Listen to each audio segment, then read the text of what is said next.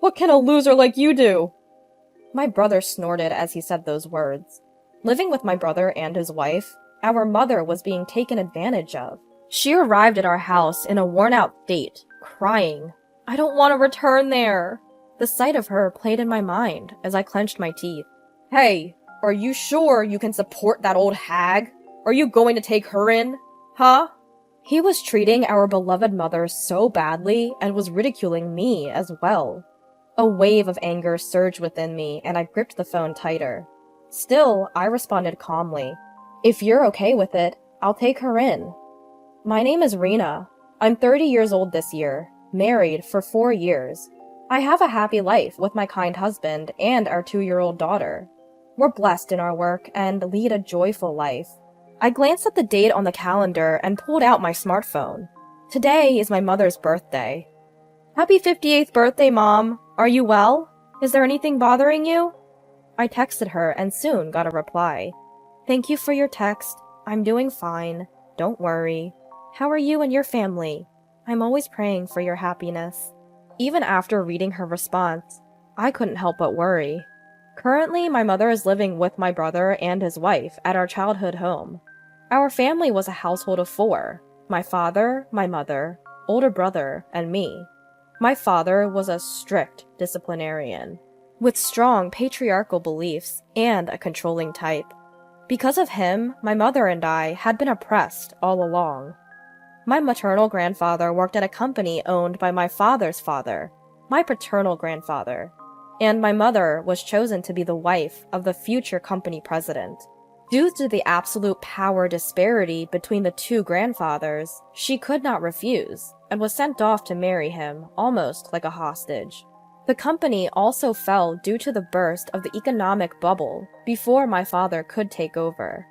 However, it seems like they still had money left, and I never saw my father work. He would start drinking in the daytime, and his abusive words were directed at my mother and me. Living in fear of his quick temper, my mother had no choice but to obey. Even so, my father held steadfast to his outdated belief that women were inferior and men were unquestionably superior. He doted on my brother with this perspective, treating him as if he was something special. My brother got anything he wanted growing up, while I could never even express my desires. "A woman shouldn't be greedy," our father would scold. It's due to this upbringing that my brother developed a sense of entitlement, always believing he was special while treating me as less than him, constantly ridiculing me. I remember how painful it was to grow up in such an environment. Every day I dreamed of leaving home as soon as possible. Despite my excellent grades, my brother, who performed poorly in school, was allowed to go to expensive private high school and college, while I was not even permitted by our father to attend high school.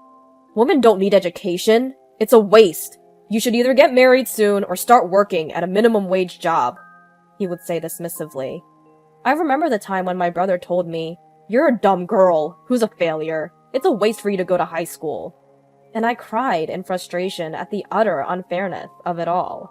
In the end, my mother secretly arranged for me to attend a boarding high school. Despite the tough home environment, my mother was always on my side. "Rena, it's okay. You can escape from here. You will surely find happiness." I remember my mother saying these words before I went off to high school. I graduated from university using scholarships and money I earned myself. Since high school, I've barely returned home. I didn't attend my brother's wedding, and I didn't tell them when I got married. But I kept in touch with my mother, and occasionally met up with her. It's not an overstatement to say that I owe who I am today to my mother, a presence of utmost importance in my life. She was a gentle soul who may have been weak-minded, but loved me with all her heart. I always wished happiness for her. I remember when our father died from years of poor lifestyle habits. I didn't attend the funeral, but I received shocking news from my mother. On his deathbed, my father told my brother and his wife to move back home and live with our mother. Since then, my brother and his wife have been living with my mother. I wanted to protest, but my mother said it was okay, so I didn't say anything more. Instead, I kept in touch with her like this. Still, it was my brother. Would he take care of my mother properly? Was my mother truly okay? I always had a feeling of unease. After a while, my fears proved right. One night, the intercom of our apartment rang unexpectedly. When I answered, my mother stood there, dressed ragged. Despite it being late fall, she wore a thin, old, short-sleeved shirt and a skirt so worn out I couldn't tell when she had gotten it. Her hair was disheveled, her cheeks hollow, her eyes sunken, and she was trembling uncontrollably. I was taken aback by her appearance and raised my voice. "Mom? What on earth happened to you?" "Rena, I'm sorry to just show up like this," she uttered in a voice so weak it could disappear, as tears streamed down her face. I welcomed her in, and my husband quickly prepared a warm drink and a blanket. When she had settled down, Mom began to speak in a halting voice. Soon, after she had started living with my brother and his wife Nicole, it seems they had been treating her like a maid. Not only had they forced her to do all the housework, but if she didn't do it to their satisfaction, my brother would scorn her, calling her useless and a nuisance, threatening to throw her out. Nicole was calling my mom an old hag. She even sold my mom's few precious jewelry pieces and clothes. And then they'd gone about spreading false rumors that my mom was a troublesome mother-in-law. Mom had lost weight rapidly, and when she fell ill and bedridden, she was roused and forced to do household chores again. Seeing my mom talk through her tears, my heart ached unbearably. "Mom, why didn't you tell me you were suffering so much?" "Rena, I've put you through hardship since you were a child. I didn't want to burden you any further.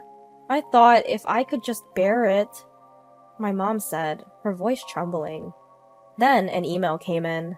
"Oh, it's from Nicole." "Where are you? You didn't do the laundry and there's no food. Do you want your things to be sold again?"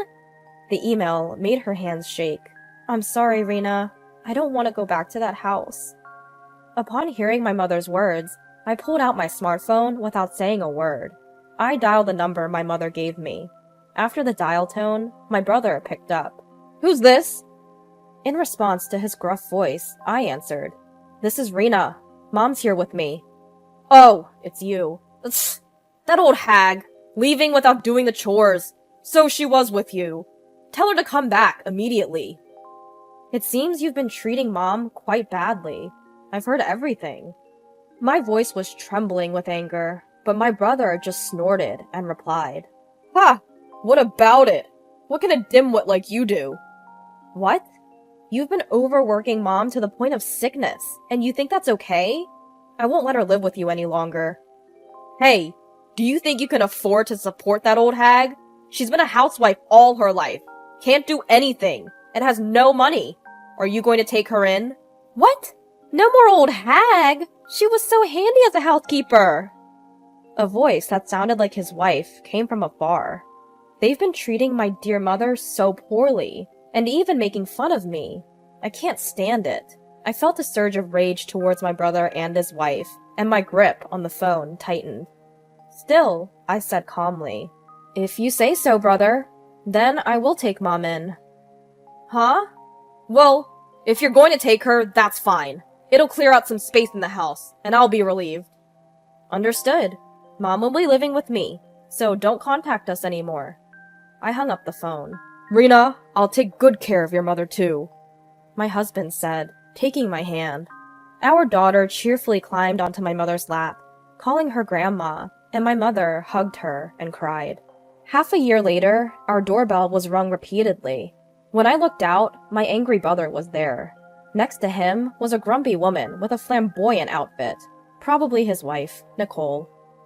"What do you want? How did you find out where we live?" "We looked it up. Just open up. There's something we want to ask you." My husband and mother were by my side. I had my husband take our daughter into another room, while my mother and I handled it. The first thing my brother said when he walked in was, "What's this about our house being sold?" "Oh, you got the message? Yes, my company bought your house." I responded calmly. "Your company? What are you talking about?" "Exactly what I said.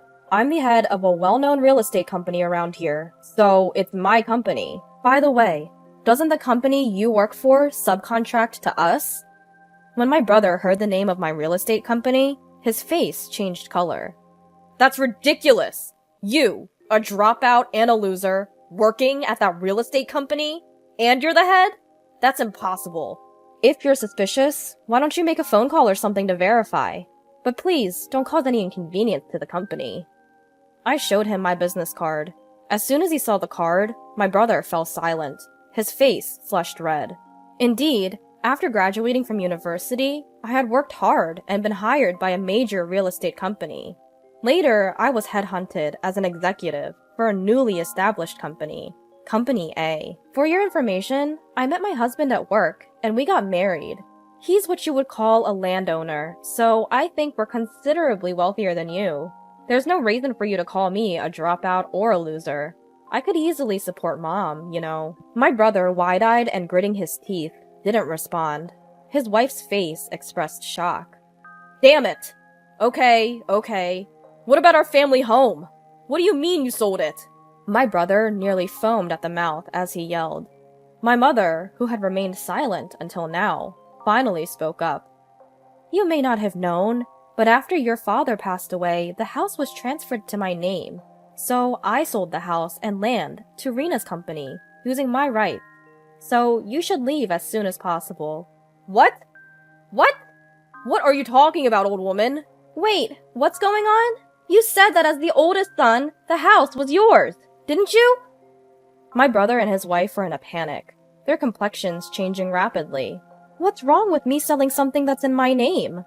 Sorry to break it to you, but I've broken free from your influence. I won't live as you dictate anymore, my mother said resolutely. In response, my brother yelled at her. What the hell are you talking about, you worthless old hag? His wife joined in. That's right! You've never worked a day in your life, just being supported by others. What are you talking about? Mom works hard. She's the manager of an apartment building that my husband and I own. She's very friendly, always keeps the place clean, and is loved by the residents. And she gets paid for it too. I replied firmly. Upon hearing this, my brother, who had been standing until then, fell silent and slumped into a chair. Next to him, Nicole whispered something in his ear. Knowing my prideful brother, he must have been crushed by the unexpected defeat at the hands of his sister and the rejection from his mother. If there's nothing else, you can leave now.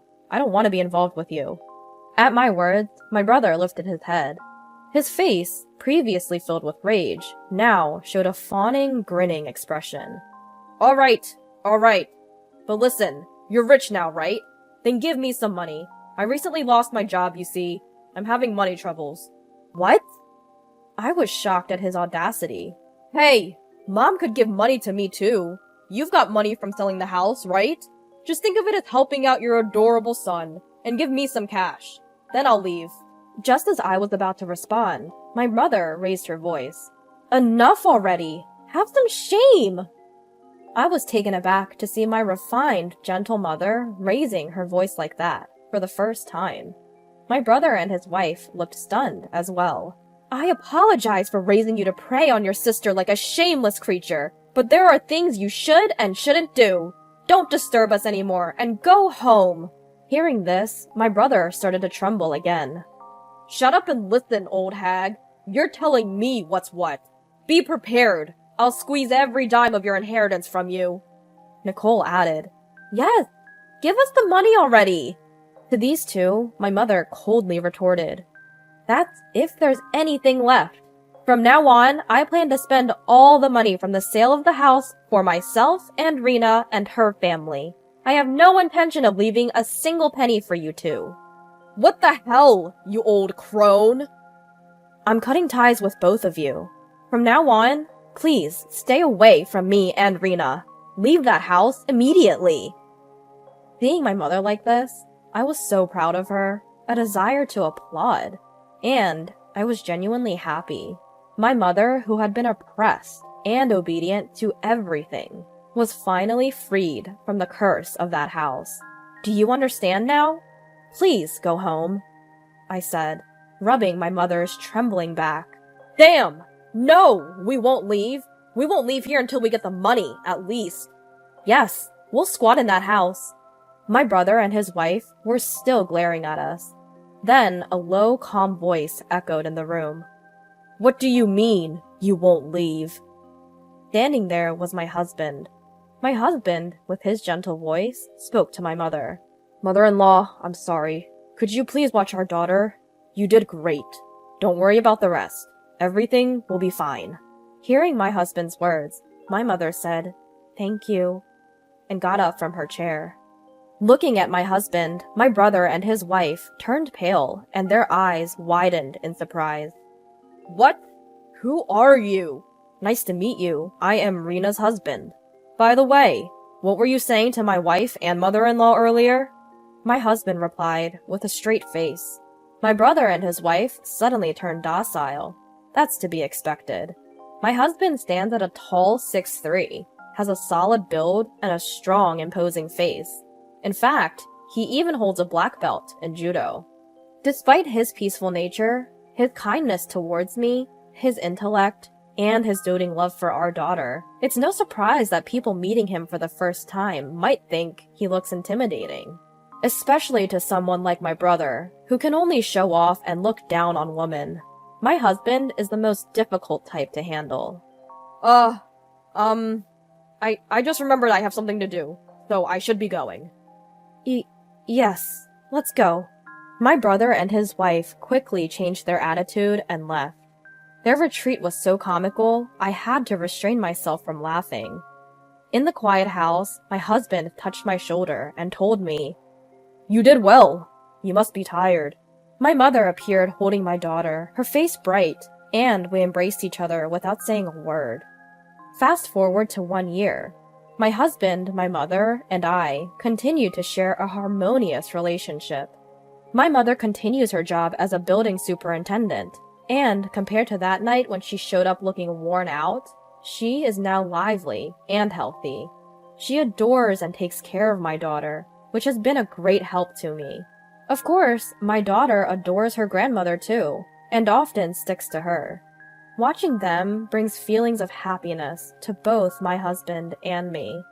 As for my brother, he, believe it or not, divorced shortly after that incident. He lost his house and his money, and after showing my husband his pathetic state, Nicole quickly left him. Nicole is currently striving for remarriage through dating, but due to her nasty nature and ulterior motives for money, it seems she can't find anyone. My brother was kicked out of his family home, jobless, and living alone in a rundown apartment while struggling with part-time jobs. Of course, I have no intentions of helping him, as he brought this upon himself. My mother and I plan to live without getting involved with him any further. By the way, we are planning to build a large, 2-family home soon. We could continue living in the condo my husband owns, but as my mother pointed out, it would become cramped as our daughter grows. "Let me use all the money from selling the house," she said, to which we gratefully accepted, despite chuckling at her enthusiasm. We are looking forward to living happily together in our new home.